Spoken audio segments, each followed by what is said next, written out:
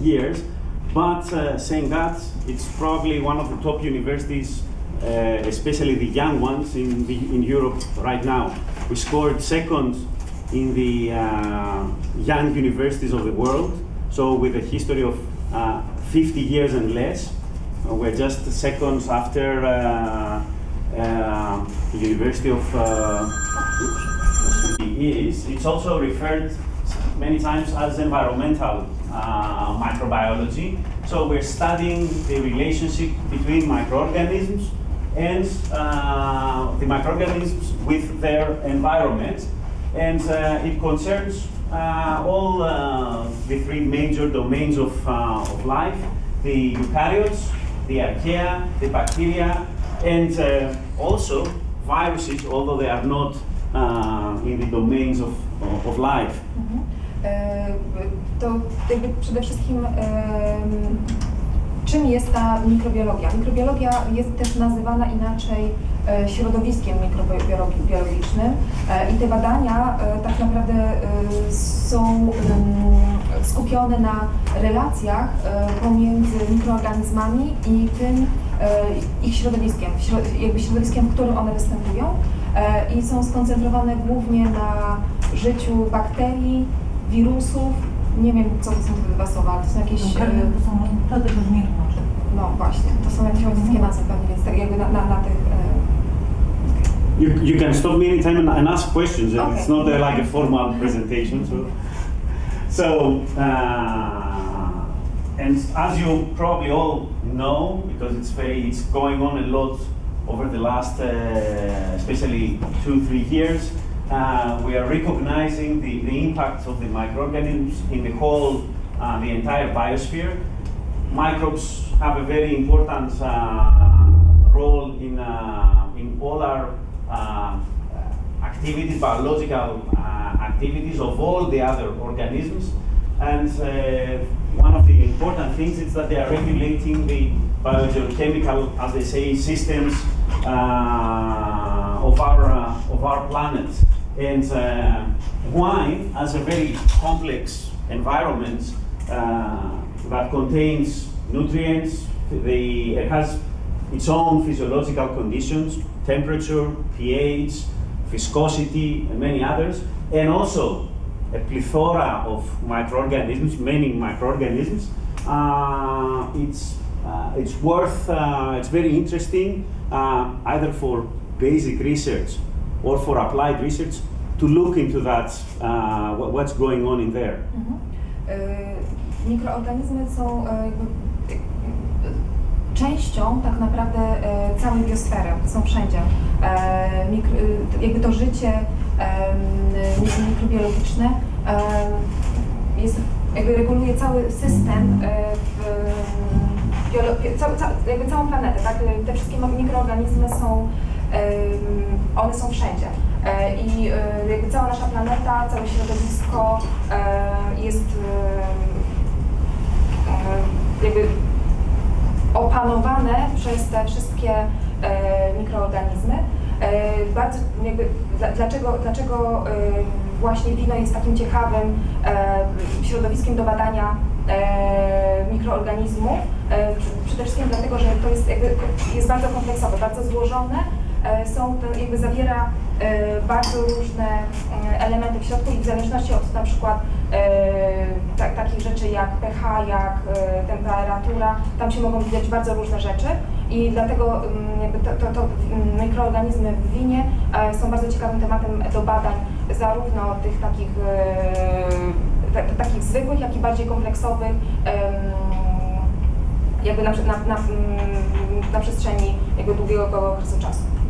And although I've used the term wine, so the last product, we know today that from the time of a young plant, a vine young plant, before even coming to the production stage of grapes, it's affected by microorganisms primarily in the soil, and then as it grows, it affects again the whole plant, the production. We find microorganisms in the soil affecting the plant, on the leaves, on the grapes, affecting the production. and then mast, fermenting, a lot of microorganisms, and in many cases down even to the last products, to the wine. Tak naprawdę na każdym etapie wina, czy to uprawy winorośli, czy procesu winifikacji, mamy do czynienia z tymi mikroorganizmami. Tak naprawdę już od samego początku, nie tylko jeżeli chodzi o sam produkt końcowy, tylko nawet mikroorganizmy przecież występują na roślince, która dopiero co wyrosła z ziemi.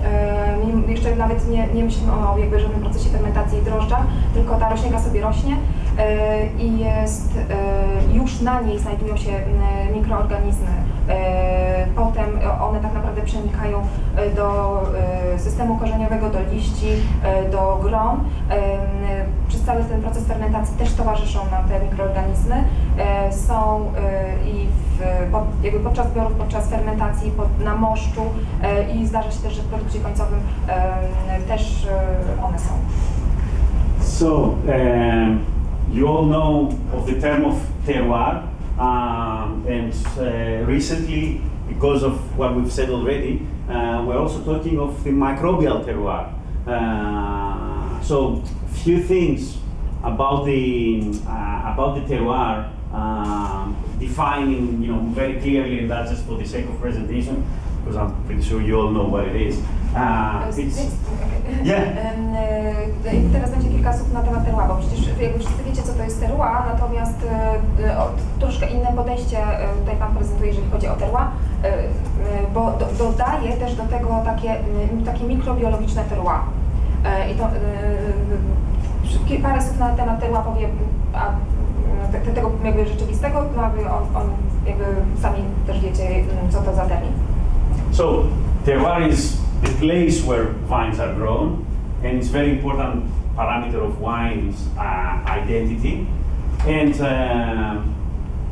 going down to more detail, it's the topography, the mechanical and chemical composition of the soil, mid and microclimate that prevails in the region, and from year to year, of course, it's changing. Vine varieties grown, cultivation techniques which are very, very different all around the world, and the winemaking and winemaking tradition of that region. Wchodząc w szczegóły, jeżeli chodzi o terroir, rozumiany jako ten region, gdzie winorośl jest uprawiana i to jest właściwie miejsce, gdzie winorośl jest uprawiana i to miejsce bardzo wpływa na parametry, które identyfikują dane wino. Składa się na to przede wszystkim topografia, skład ziemi, mikroklimat, klimat danego miejsca, czy danego pola, czy regionu, ale też jakby to, co się dzieje z klimatem w ciągu kolejnych lat. Składa się też na to odmiana winorośli, a także techniki uprawy, które są jakby stosowane na winnicy, no i przede wszystkim produkcja wina, ale też jakby winiarskie tradycje regionu.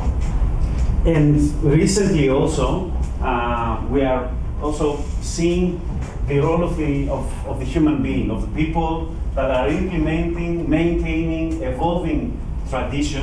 And just coming from a conference, a meeting that we have about the history, the archaeology even, because a lot of studies in the archaeology right now have biology in, and specifically microbiology. Humans are carrying microbes, we are carrying on our hands everywhere. So even in the case of the wineries, the people have a role in the microbiology. Czyli tak naprawdę ludzie też są bardzo ważnym elementem tego, całego tego związanego z produkcją wina, jakby procesu, bo tak naprawdę Pan mówi, że był teraz na spotkaniu, gdzie właśnie rozmawiali o tej mikrobiologii w winie i tak naprawdę to jest tak, że nawet ludzie, którzy produkują to wino, mają jakieś bakterie na swoich dłoniach, na skórze i one mogą się przenieść też do tego produktu końcowego. And going to the microbial terroir is basically all the above, but only for microbes, because all these things that I told you already are affecting the microbes. So the microbes is just like if we're looking into a smaller probably window, if we call it like this, of the terroir, but really that it shows with recent studies, and we're going to see some further down, it really stamps very well what's going on in this field, and that's why I'm going to show you how we're using it right now to go a little bit faster in defining terroirs.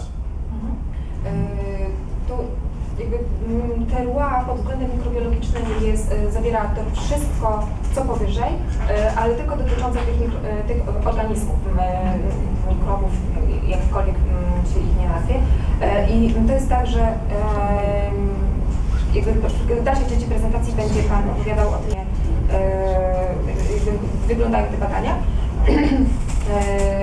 I jakby porównał to do takiego małego okna, że jakby przez takie okno patrzymy na to na razie, jakby co się dzieje w terroir, jakby zawężamy to do takiego jednego małego poletka i będziemy w stanie dzięki tym badaniom lepiej zdefiniować, co to terroir tak naprawdę jest i od czego zależy. So what we are doing now, there was over the years the classic biotechnology, and classic biotechnology is the usual activities of agriculture, and in the case of wine making, it's the classical enological practices. Czyli klasyczna biotechnologia to jest właściwie jakieś praktyki związane z uprawą, z agrokulturą, no i oczywiście praktyki związane z procesem fermentacji i winifikacji, czyli te enologiczne. So my team is taking it, of course, because of our expertise, using the new tools in the modern biotechnology, so molecular biology tools and molecular genetics, for doing more of genetic studies as a result. And I'm going to show you these new terms of the microbiome and the microbial fingerprints and how we use them for the wine. W tej nowoczesnej biotechnologii możemy wyróżnić tą biotechnologię molekularną, narzędzia molekularnej biotechnologii i molekularnej genetyki. I te narzędzia służą do tego, żeby badać genetykę tych mikrobiologów, mikrobów. I jest taki ciekawy termin jak microbial fingerprints. Fingerprints to są odciski palca, czyli tak naprawdę każdy ten mikrob ma swój jakiś taki bardzo charakterystyczny, unikalny, powtarzalny wzór, można to tak nazwać.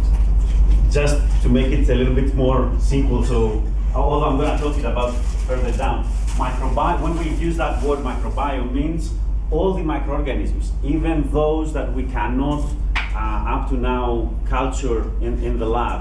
So we see just their DNA, nothing else but that, because we only can grow in the lab 1% of microorganisms out there. But we can see with working with DNA, that there are 99% of microbes. So microbiome means all of them, but they're out there. Czyli microbiome to jest jakby wszystkie organizmy, które można tak naprawdę zbadać w laboratorium, które są. Nie bardzo, jest tylko tak naprawdę 1% tych mikroorganizmów, które można wyhodować w laboratorium. Natomiast ten termin jest bardzo szeroki, ogólny i on jakby dotyczy wszystkich organizmów, tych mikro, które można zbadać w laboratorium pod kątem na przykład DNA. 99% nie można wyhodować w laboratorium. And when you know all the microorganisms, why not using them as a fingerprint? So something as a very characteristic like our fingerprint, to know where are they coming from, or what the product is like. So even like right now in human genetics and in forensic sciences, we're trying to use microorganisms to find if a killer was on a scene, based not only on his DNA, but also on the microbes that he left because he touched a surface and left there probably his microorganisms which could be very characteristic of that person. In this case of the wine. To jest, Pan podał taki przykład, żeby można było łatwiej zrozumieć, czym jest Demetris Tsartas, w cudzysłowie, jeżeli chodzi o te mikroby. Są w stanie zbadać tak precyzyjnie każdy z tych mikroorganizmów, że one są tak bardzo charakterystyczne, że nawet w przypadku, kiedy ktoś kogoś zabił, gdzieś zostawił odcisk swoich mikroorganizmów gdzieś na stole, to jesteśmy w stanie tak naprawdę nie tylko dzięki genetyce czy odciskom palcy, ale nawet dzięki zostawieniu tego śladu mikrobów w tym obszarze, czy na osobie, która została zamordowana, jesteśmy w stanie powiedzieć, kto to był. Są do tego stopnia skomplikowane badania, które potrafią to rozpoznać. So, if I add here in classic biotechnology, classic microbiology, we were doing ecology studies by culturing microorganisms up to now, but now with the tools of molecular biology, we just have all the microbes. So we can do easier biodiversity studies, not by just the things we see, but just the things that their DNA is there. Dzięki właśnie tym nowym narzędziom można bardzo precyzyjnie badać te mikroorganizmy pod kątem właśnie DNA. So biodiversity, also very important to preserve the biodiversity. We all hear all the time biodiversity is getting lost, of plants, animals, microbes also. Dzięki tym badaniom możemy też zachować bioróżnorodność, tak, właściwie chronić tą bioróżnorodność, bo wiemy, że tak naprawdę cały czas bioróżnorodność zanika. I just came from a meeting, as I said before, that we are looking on the Mongolian history of dairy fermentation. The Mongolians are fermenting milk since 4,000 years ago. So we're looking into the microbes and trying to preserve that microbial heritage. Pan właśnie był na konferencji, gdzie próbowano robiono badania na temat Mongolii, właściwie na temat bakterii, które były używane do procesu fermentacji mleka w Mongolii, bo jakby tam od bardzo długiego czasu to mleko jest fermentowane i oni próbują jakby zachować te tradycyjne mikroby, które tam są wykorzystywane do fermentacji mleka. So, if you study them and if you preserve them, then you can also exploit them and get the benefits from that. Oczywiście, jeżeli się je zbada, jeżeli się je zachowa, to jak najbardziej można je eksploatować i osiągać korzyści z używania tych nowych mikroorganizmów. Of course, modern biotechnology has the aspect of genetically modified organisms, but it's not something that interests us. So molecular biology doesn't only mean genetically modified organisms, but many other applications. Czyli tak naprawdę to nie jest tylko modyfikowanie genetyczne organizmów, ale to już zupełnie jakby bardzo szerokie ma znaczenie. So, the very typical phrase of every microbiology book, that microbes are everywhere. We know that by now. There are trillions out there. The biomass of microorganisms is much bigger from all the green biomass, from all the rest of the biomass, green and animals that we have. So it's tremendously big, and they are primarily friends, having very important roles, as you all know. To mikroorganizmy są wszędzie. Tak naprawdę ich masa jest o wiele większa niż masa wszystkich zielonych, czy roślin i zwierząt na świecie. So, as they are everywhere in that environment of the viticulture, on the leaves, on flowers, on bark, on soil, on the grapes. You have a plethora of bacteria, fungi, and also, as I mentioned, viruses but that's very kind of, for the moment, quite isolated, but it will come also soon to interest to scientists. No, mikroorganizmy są wszędzie. Jeżeli chodzi o winorośl, to tak naprawdę są i na liściach, na kwiatach, na łodygach, na korzeniach, w ziemi, na winogronach. Są to różne bakterie, grzyby, są też wirusy, ale Pan właśnie mówi, że to jest dopiero, one są na razie odseparowane, będą się nad tym zastanawiać, będą to badać dopiero później. So, the best example right now, and very well presented, is a study that was doing microbial terroir, I was telling you before, in California, where they had two major big experiments. The one was getting a very well-known variety, Chardonnay, and looking in three different areas of the California state where they grow grapes, Sonoma, Napa Valley, and Central Coast, and isolating and looking the total microbiome I was telling you before, if it's has characteristics of what we were saying before, the fingerprint. To jest właśnie to badanie, o którym rozmawialiśmy. Ono jest zrobione w Kalifornii. Na jednej odmianie, na Chardonnay, badano w każdym z tych trzech regionów, gdzie Chardonnay jest uprawiany, w Sonoma, Napa Valley i na centralnym wybrzeżu. Sprawdzano jakby wszystkie mikroorganizmy, które żyją w tych i próbowano znaleźć ten charakterystyczny odcisk palca. So when they are grouping the types of microorganisms, just going into this graph here, you see the colors purple, blue, and red. They accumulate in different. Here's the red primarily. The bluish has a core here, and the purple, red, blue, and purple in this region. So that meaning that the three areas are holding different places on this graph where the microorganisms are quite distinct of each area. Tutaj na tym grafie powyżej macie zaznaczone kropki różnymi kolorami i te kropki oznaczają purpurowy, niebieski, czerwony i one oznaczają różne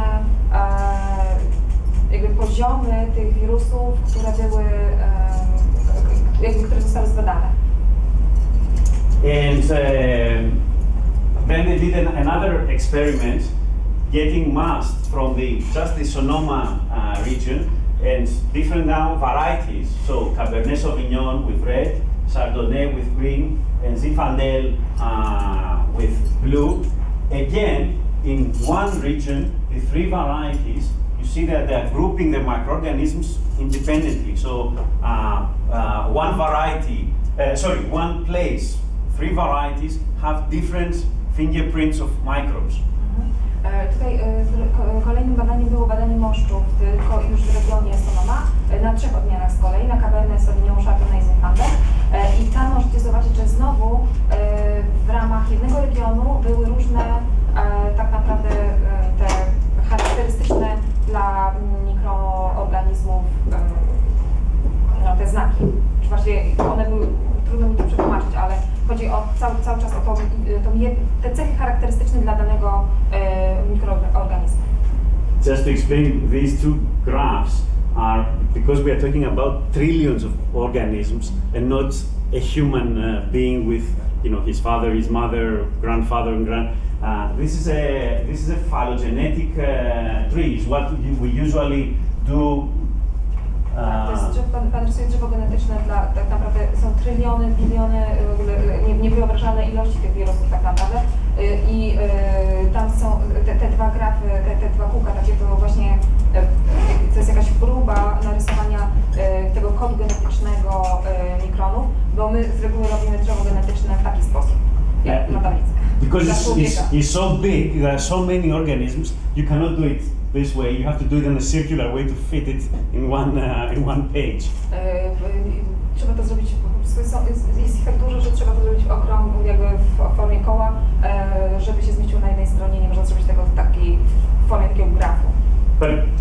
see again, the colors are representative of how they're grouping the microbes of the different, in this case, varieties. Te kolory znowu są pogrupowane różne odmiany do różnych rodzajów tych bakterii czy mikroorganizmów. So they ended up with a conclusion that the microbial biogeography of wine grapes is conditioned by cultivar, vintage, of course, the year plays a role, and climate that was expressed in the different regions that they've tested. Jakby takim wnioskiem z badań jest przede wszystkim to, że ta biografia mikroorganizmów w winie, czy właściwie w winogronach jest tak jakby spowodowana tym, jak winnica jest uprawiana, czy wino jest starzone i oczywiście klimatem. So going to one of our examples, which is probably you've heard about the wine Commandaria, we have the Grande Commandaria region, where it has a label, a PDO label. It's the villages of 14 villages of Mount Troodos, of defining a terroir, but just giving the first results on defining a terroir. At the same time, we are also, the university is helping the local industry to do with the classical way, but it takes at least 10 years to define terroir with the meteorological data, with soil data, trying to go a little bit faster. Dzięki temu podejściu do określania tego mikrobiologicznego terroir, oni będą mogli po prostu bardzo szybko określić. Oczywiście to nie będzie jeszcze takie bardzo precyzyjne określenie terroir, natomiast w ciągu ostatnich wielu lat zaniedbali określanie tego terroir na Cyprze, bo podzielili tak naprawdę region po prostu na dwa obszary, na Pafos i na Limassol, i nie skupiali się na tym, jak to terroir mają określić. Dzięki temu projektowi będą w stanie zidentyfikować te terroir pod względem mikrobiologicznym, co pozwoli im troszkę przyspieszyć, znaczy jeśli chodzi o określanie właśnie terroir. Oczywiście uniwersytet też pomaga lokalnym winiarzom, natomiast to trwa co najmniej 10 lat, dopóki się określi to terroir, bo to zależy od bardzo wielu czynników, to wszystko trzeba badać, czyli pogodę, ziemię, klimat, wszystkie te rzeczy sprawdzać, zapisywać i dopiero po 10 latach mogą jakby być jakiś efekt. Oni będą w stanie zrobić to troszkę szybciej, aczkolwiek jeszcze i tak nie tak całkiem dokładnie. So, going to the second part of the presentation, and what you've seen yesterday in the winery in Paphos, fermenting with indigenous yeasts, Saccharomyces cerevisiae, what you've seen in Paphos, but also in the future with non-Saccharomyces, in a way to express the local terroirs. So, working on defining terroirs, but also working on enhancing them by using indigenous yeasts and not commercial yeasts. To jest jakby druga część prezentacji, która polega na tym, na procesie fermentacji drożdżami. Domyślam się, że to są takimi dzikimi, tak? Czyli u nas mówimy na nie dzikie drożdże, tak? Takie, nie, to są drożdże piwne, cały czas napisane. Te same drożdże i nie Saccharomycesami. No, bo są jeszcze inne. Indyjczyk to jest rodzimy, czyli te drożdże, które są pewnie na skórkach i po to, żeby określić to lokalne terroir i oczywiście zachęcać też producentów wina, lokalnych producentów wina do tego, żeby nie korzystali z drożdży kupowanych, tylko tych, które mają tutaj lokalnie.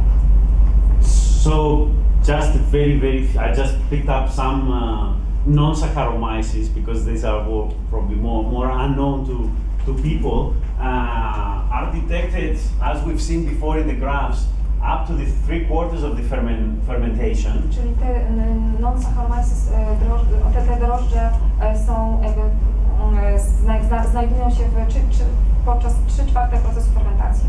In work that has been done by many labs in the world, they are producing a lot of esters with a lot, of course, giving into the wine a lot of aromas, fruity, floral. Te drożdże potrafią wyprodukować estry zapachowe, takie na przykład jak zapach banana, czy aromaty owocowe i kwiatowe. And generally, as they are described in literature, adding to the complexity of the aroma profile. If you see chromatograms, chemical analysis of the aroma profile of wines, having been fermented by non-Saccharomyces at the first stages, you see many more peaks of compounds coming up from the volatile, smelly. Jak zobaczycie wykres aromatyczny, analizę chemiczną i wykres aromatyczny wina, które jest fermentowane tymi drożdżami, to zobaczycie, że jest bardzo dużo takich wykres wskazuje na to, że te drożdże są po prostu bardzo aromatyczne. Cały czas idzie wykres do góry, jeżeli chodzi o są. Może zapytać, czy to są takiego samego rodzaju drożdże, jak Niemcy używają do piw pszenicznych? Znaczy, ale ja powiedziałam, powiedziałam właśnie, że to chodzi o te estry zapachowe. Że jeszcze raz? Czy to są tego samego rodzaju drożdże, no bo to są cały czas Saccharomyces, tylko czy to są tego samego rodzaju drożdże, które Niemcy używają do pszenicznych piw? Nie, bo on mówi teraz o tych... Nie, on mówił o izoamylach, no to tak samo tamte drożdże produkują estry bananowe. Wydaje mi się, że on teraz mówi o tych dzikich właśnie. Nie, no to brety są, bretanomyces, to nie dzikie. Bret to jest w ogóle skaza. Bretanomyces to są dzikie drożdże. A to są Saccharomyces cały czas, on mówi. Tak, to są nie No, rozumiem, właśnie do tego dotyczy moje pytanie. Okej, no to spróbuję zapytać. Parlo technika,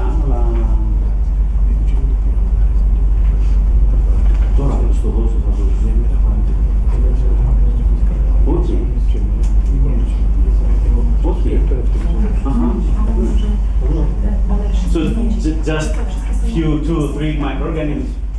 We've seen them before. Haseniaspora guillermondi contributes, it's in literature is referred that contributes positively to the complexity and the aroma. We have one question.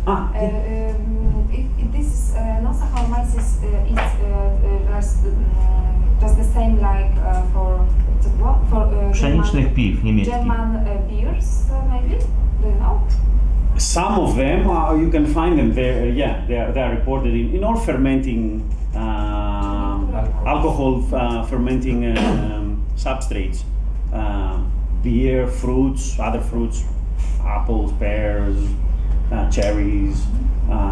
If you, the girl who was at the beginning, we had an experiment last summer fermenting various fruits from Cyprus, trying to isolate Saccharomyces cerevisiae that will have a lot of new interesting characteristics, non-related with grapes.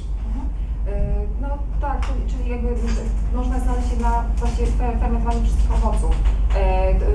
W zeszłym roku mieli takie doświadczenie związane z wyselekcjonowaniem drożdży, które są niezwiązane z winogronami. Robili to na, nie pamiętam na czym. Na różnych owocach. Na wszystkich owocach, tak.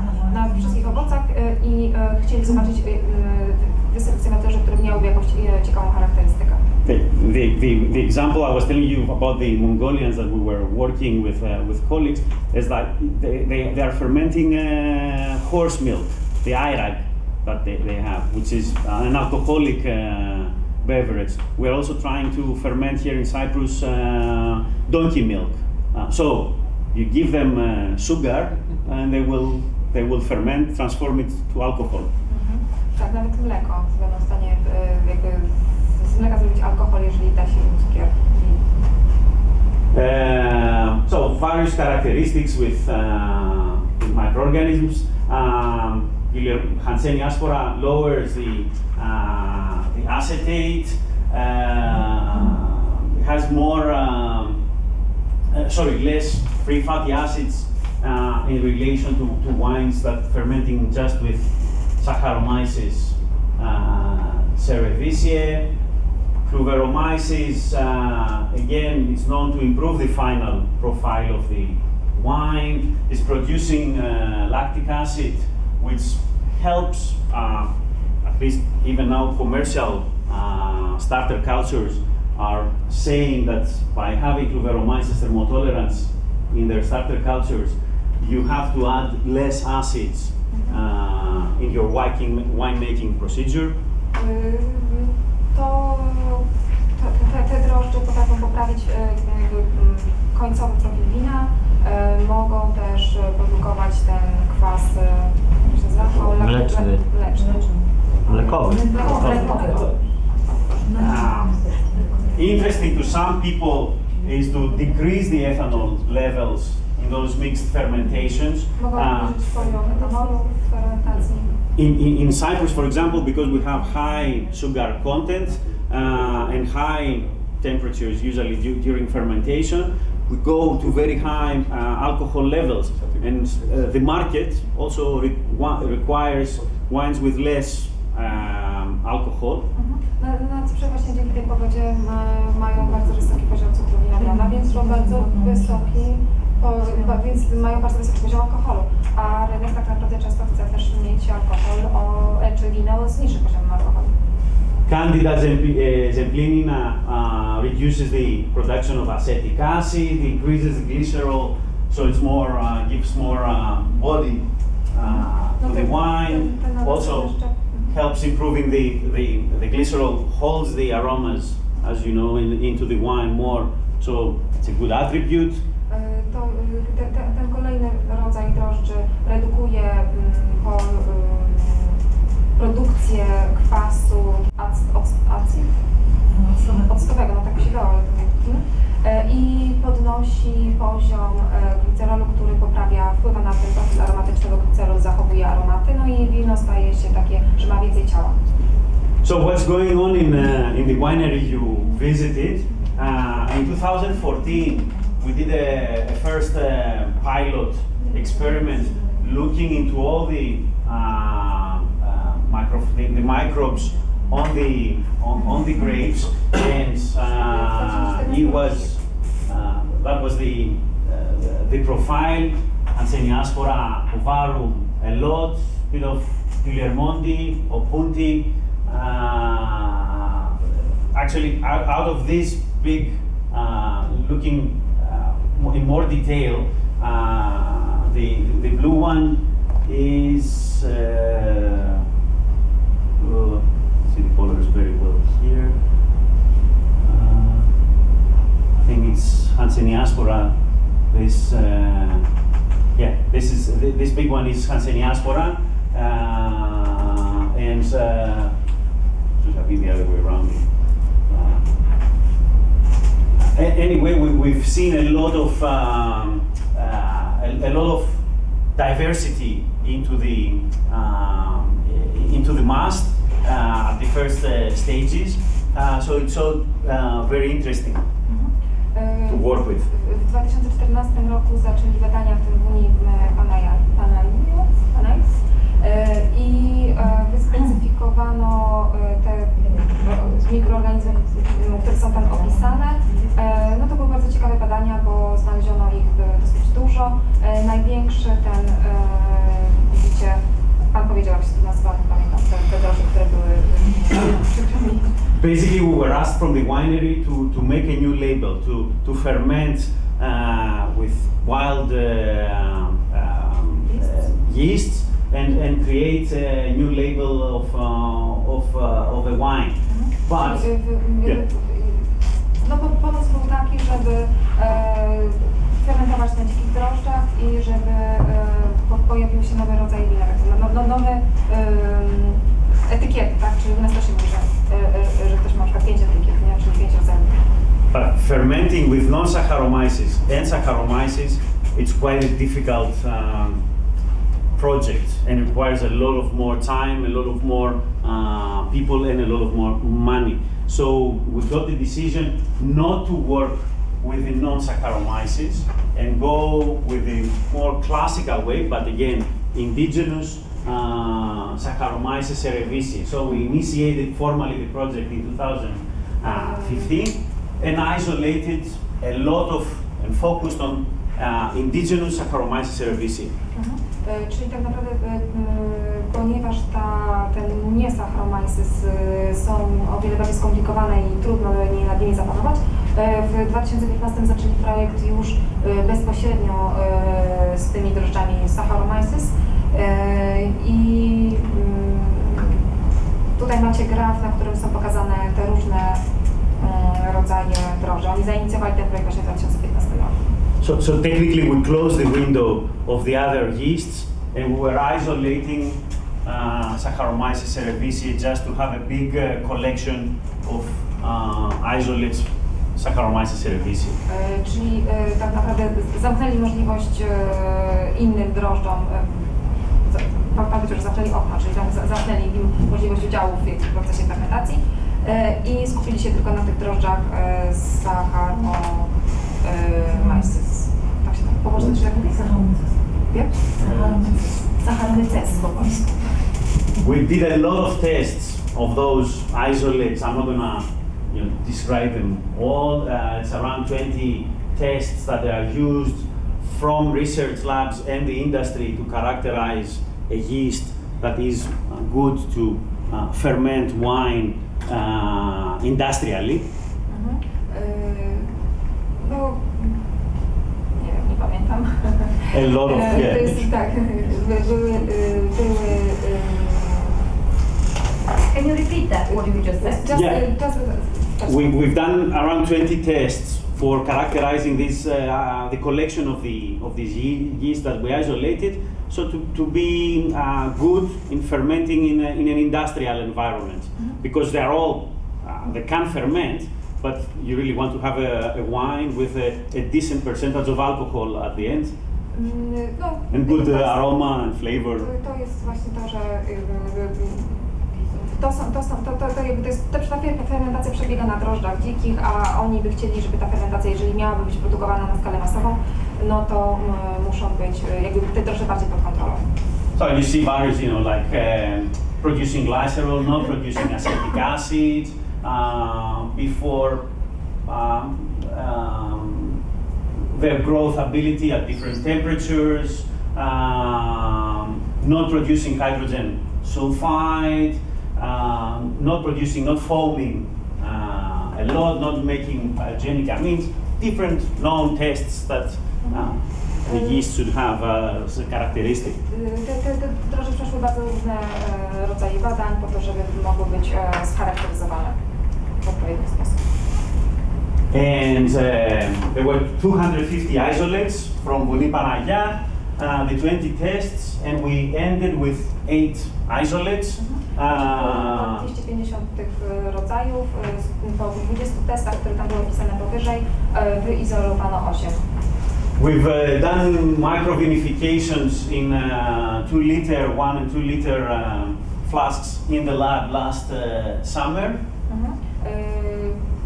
Fermentowałem w takich 1-2 litrowych zbiornikach w 2017 roku latem. And the interesting aroma that came out of those, we're running with the time because we wanted also to ferment industrially what you've tasted yesterday. Oni już teraz produkują to, co próbowaliście wczoraj. So the interesting aroma, I don't know if they told you there, it's the jasmine flavor aroma.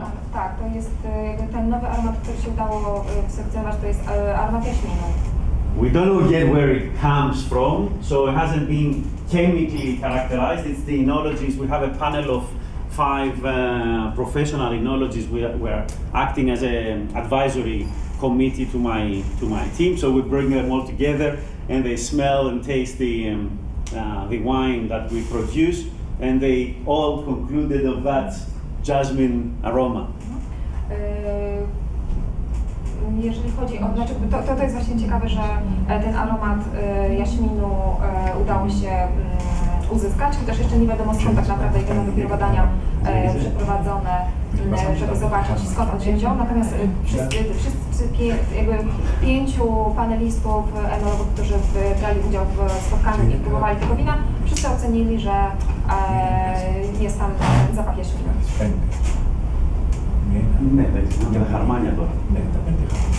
The interesting thing, of course, that was said by, I would say, all of them, all the enologists, is that it's an aroma that you probably hate it. It smells like a female perfume, a strong female perfume. So it's not really probably an aroma that they would want it so prominent. That's why they blend it and they try to tone it down, have it there, but just being a little bit less. On był bardzo silny, ale to nie jest wcale aromat, który jest pożądany w winie według nich, ponieważ pachnie jak bardzo mocne damskie perfumy i ponieważ chcieli go troszkę stonować, zrobić, żeby był mniejszy, wino po prostu było blendowane, poparzane. So it can be marketed for business women, which is the most consuming sector in the the original was quite strong, and actually the comment from one of the guys, and there is one girl in the panel, they both said it's like kissing a woman on her, neck here, and you taste it, it's like, oh my god, it's a very strong her perfume. So yeah, and what you've seen, we went to 1,000-liter pilot vinification last end of September, and we're trying now to do it this year again. So, na 1000 litrów, na jakby 1000 litrach. So you spoke with George yesterday, the enologist in the Makas winery, good friend and collaborator. He's from Crete, so he's carrying his experiences from a similar environment. Minas Mina is the enologist of the Kiperuda winery. He's also my PhD student. We're doing an interesting project. We are looking into.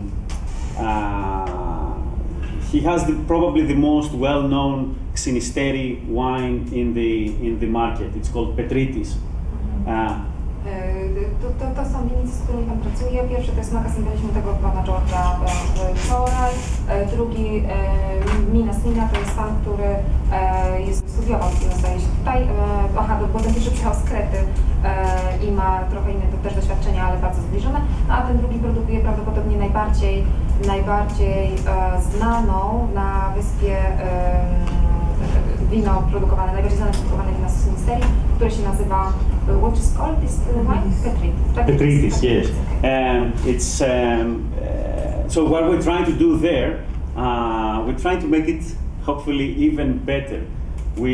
Minas is doing different feeding schemes and temperatures for his fermentations, and we're trying to see how we can affect the behavior of the yeast and the final aroma profile of his wine. Putting also in there tools of molecular genetics again, and basically we're trying to see which genes of the yeast are expressed or not expressed, affecting the various biochemical pathways. Robią się bardzo ciekawe badania, jeżeli chodzi o różne parametry podczas procesu winifikacji, czyli bawią się temperaturą, różnymi takimi rzeczami, po to, żeby sprawdzić pod względem genetycznym też, jaka cecha danego szczepu drożdżowego, nie wiem, czy dany drożdży, czy ujawnia się w takiej temperaturze, czy w takiej, czy daje taką cechę do wina, czy taką. Także to jest może bardzo ciekawe. A ten chłopak wczoraj mówił, że fermentują w jednej temperaturze. Tak, a mówimy teraz o tym drugim. Bo mówimy teraz o tej drugiej winnicy, nie o tej pierwszej. Czyli on takie same badania robił ten drugi chłopak? Ten mógł robić inne, tamten mógł robić tylko, że w jednej temperaturze, a teraz ten drugi pracuje właśnie w taki sposób, że jakby badają w różnych temperaturach, w różnych parametrach. We can again, with the same instrument that we see all the microbes, we can see all the genes of any microbe in there being turned on or off. So it's basically seeing the, as we're calling it, the transcript, the mRNA that the cells are making, or which genes are turning on and off, affecting the biochemistry. Jakby w badaniu tak naprawdę skupiam się na badaniu genetycznych czy badaniu genów, które są odpowiedzialne za różne parametry, tak? Jakby, kiedy są włączone, kiedy są wyłączone. Nie wiem, jak chyba o genomy chodzi. Genomy, może genomy. It's called metatranscriptomics. Tak się to nazywa. Metatranscriptomics. You learn new Polish words. Yes.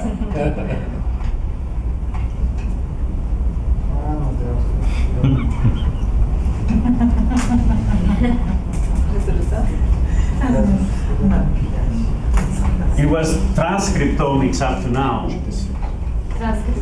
but now we put the word meta because we're doing on a total RNA that is in there in the sample. We can, with the instruments we have, we can see in the total genetic material that is there without having to isolate it specifically. Czyli jakby narzędzia, które posiadają, pozwalają im zrobić to na takim poziomie, że nie muszą selekcjonować jakby wszystkich drożdży po kolei, tylko widzą wszystkie całą tą genetyczną część, czy te wszystkie genomy, które tam są w tej próbce. So another also good collaborators. They are of great help to us with the projects that I showed you that are either going or will come up soon. Funding comes from different skills. We have quite a few interregs. These things with the microbiomes are funded with this project. The AgroID is basically using all these modern tools for identifying the authenticity of traditional products with chemical, genetic, and meta-genetic tools. So we have three research groups, and a lot of producers in Greece and Cyprus. So it's our lab, the state lab, the General State Lab of Cyprus, and a very well-known institute in Thessaloniki. The General State Lab does chemistry, NMR type of analysis. We're doing the metagenomics, so microbiomes, and the colleagues in Thessaloniki, they do the genetic fingerprinting. So in the case of wine, the genetic material of the grapes. No to jest dosyć skomplikowane, jak są te badania, to są programy, które są wdrażane, jakby dotyczące badań mikrobiologicznych. Pan tu wymienił uniwersytety, z którymi pracują, bardzo znany uniwersytet w Salonikach. Są w stanie tak naprawdę zbadać już wszystko, co w tym materiale genetycznym winogrona się znajduje. So you were asking about the European programs which are open. So these you can see them in one slide. Of course, here we have the Greece, Cyprus, but I think that you have the Central Europe where you're eligible to apply as well, which is another fund. And these are big projects. I mean, each Interreg has a budget of 2.5 million to 3 million euros, of course, for the whole consortium. So we are talking a substantial amount of money where machinery and other things are eligible. It's not like Erasmus where it's just the training. Yeah. So it's good that you have a plan. I mean, this is what we do as an organization as well. We started from small ones, and now we have Interreg and bigger programs. So And that's what I want to say, that for us also, it's like, that's why I put this. We have more projects, but these are probably the more related. I didn't want to talk for hours, but this is a business type of project. We're basically doing incubation and pre-incubation models, so helping young people to take their ideas and in the agro-food sector and help them. So we're going to establish pre-incubators in Cyprus, and together with the Greeks and the other Balkan, Bulgarian and Albanians, the incubators. This, I told you, this is a project which has to do with composting, because microbes, as we've seen, come into the soil and help the plant, help the vines.